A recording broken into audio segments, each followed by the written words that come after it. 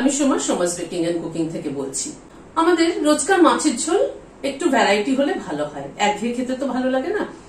আজকে পাতলাই করেছি মাছের ঝোল, আলু পটল দিয়ে পাতলা মাছের ঝোল, কিন্তু ফোড়নটা একটু চেঞ্জ করেছি এবং মশলাটার একটুখানি তারতম্য করেছি। তাতে হয়েছে কি টেস্টটা একটুখানি অন্যরকম হয়েছে। লাস্টে লেবুর রসটা অ্যাড করেছি, সব মিলিয়ে একটা দারুণ মাছের ঝোল রান্না করেছি। চলুন তাহলে দেখতে থাকি।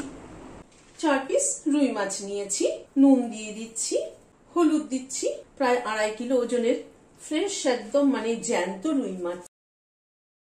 একটু সরষের তেল মাখিয়ে দিচ্ছি,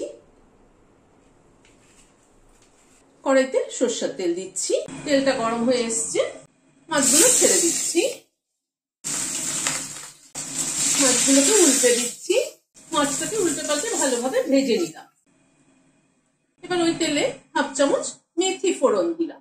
আমরা তো নর্মালি পাতলা ঝোলে কালো জিরে ফোড়ন দিয়ে থাকি, কিন্তু মেথি ফোড়নে খেয়ে দেখবেন দারুণ লাগে। একটা কাঁচা লঙ্কাকে মাঝখান থেকে চিড়ে দিয়ে দিলাম। একটা আলু হালকা একটু বয়েল করে নিয়েছি, লম্বা লম্বা করে কেটে সেটা দিয়ে দিলাম। এখানে 4টে পটলকে এরকম লম্বা করে কেটে নিয়েছি। আলু পটলটাকে একটুখানি ভেজে নিচ্ছি, অল্প একটু নুন দিয়ে দিলাম, অল্প একটু হলুদ দিয়ে দিলাম। আলু পটলটাকে ভালোভাবে ভেজে নিলাম। 1/2 চামচ জিরের গুঁড়ো দিলাম, 1/2 চামচ ধনের গুঁড়ো দিলাম। এই জিরে ধনের গুঁড়োটা কিন্তু রোস্টেড। পরিমাণ মতো হলুদ দিলাম, সামান্য পরিমাণ কাশ্মীরি রেড চিলি পাউডার দিলাম, অল্প একটু জল দিয়ে দিচ্ছি গুঁড়ো মশলাটা কষানোর জন্য। একটা টমেটোকে 4 টুকরো করে নিয়েছি, বড় সাইজের টমেটো। আরো একটা কাঁচা লঙ্কা মাথাটা ছিঁড়ে দিয়ে দিলাম। মশলার সাথে টমেটোটাকে একটু নাড়াচাড়া করে নিচ্ছি।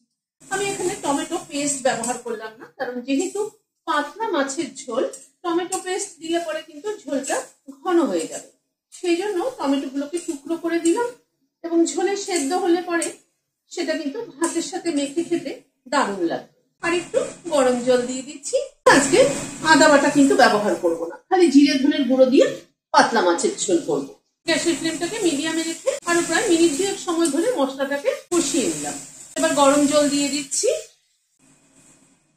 মাছগুলোকে দিয়ে দিলাম। ঝোলের মধ্যে মাছগুলো একটু ফুটে উঠুক। নুন দিতে ভুলে গিয়েছিলাম, ঢাকা দিয়ে দিচ্ছি একটু। মাছটা কিন্তু ঝোলের মধ্যে মিনিট 2 মতো ফুটলো। লাস্টে একটা পাতিলেবুর হাফটা নিয়েছি, সেটা রসটা দিয়ে দিচ্ছি, আর অল্প একটু কাঁচা সরষের তেল অ্যাড করে দিচ্ছি।